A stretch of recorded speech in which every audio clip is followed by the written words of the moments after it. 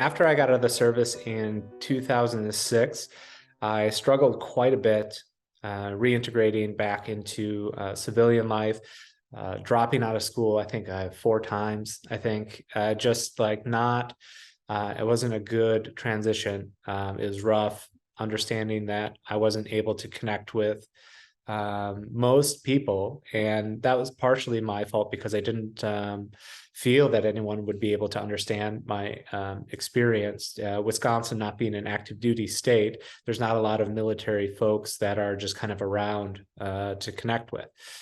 So having this experience was a isolating event for me. And then going back to my home in Milwaukee and then being even more isolated because now I don't have anyone to connect with.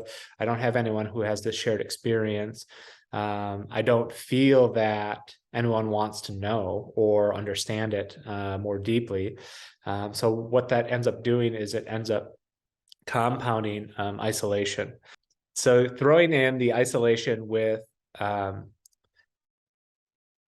self-medication with alcohol, right, leads you down the path of suicide, right? So understanding that this is at least my belief that people who have suicide ideation don't really want to die. It's that they want to stop the suffering that they're experiencing.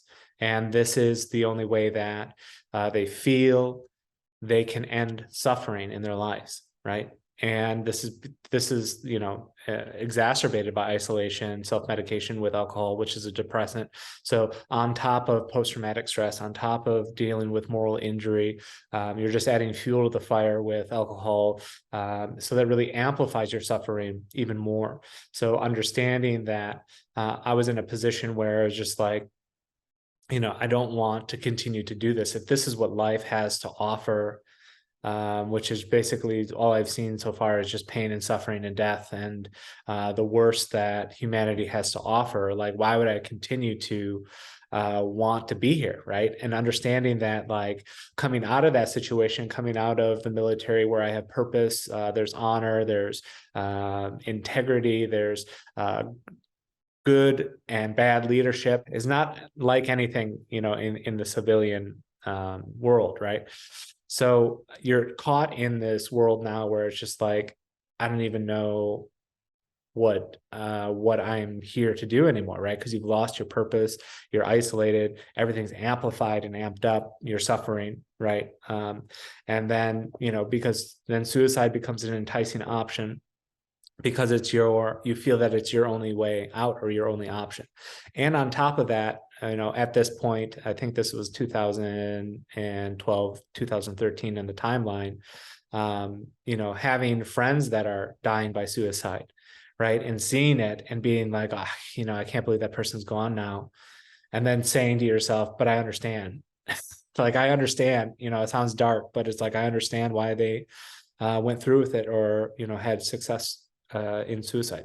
So really, it becomes an enticing option to just not want to be in suffering any longer. So this is where the genesis of our trek came from, was because, both myself and Anthony, who joined me on this trek, we were both in the same boat, in the understanding that if we didn't make a change in our lives, the writing was kind of on the wall. We had a lot of contact with Vietnam vets who were very supportive of us and very open and honest with us about the challenges that they've experienced. So there were guys that were telling us about how their families wouldn't talk to them anymore because of their experiences in war, bled over, right? Post-traumatic stress, moral injury. It's all consuming. So there were guys that were sober that were telling us stories about how, alcohol basically destroyed their lives and their kids won't talk to them anymore, right? They're on their 5th marriage, right? So we're getting all these like,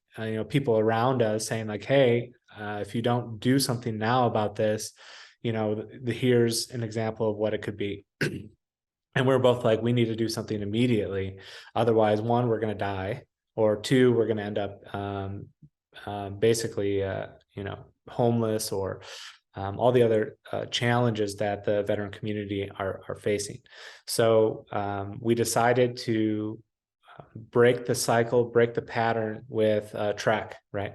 And it's I think it's key to understand that, you know, you're caught in this cycle, whether it's using alcohol to numb out, essentially, right? This is the pattern to relieve stress, what it comes down to. So it's like, how do I break this pattern or addiction to be able to get a clear picture of what's going on, right? Because you have all these inputs, right? It's like throwing a pebble in a pond, right? You have all these ripples going on. And at some point, you have to stop throwing pebbles and understand, I need to let this surface calm down to get a better understanding of what's going on inside, internally, to get a better idea of how I can handle the situation. BrainLine is powered in part by Wounded Warrior Project to honor and empower post 9/11 injured service members, veterans, and their families. For more information about PTSD, please visit brainline.org.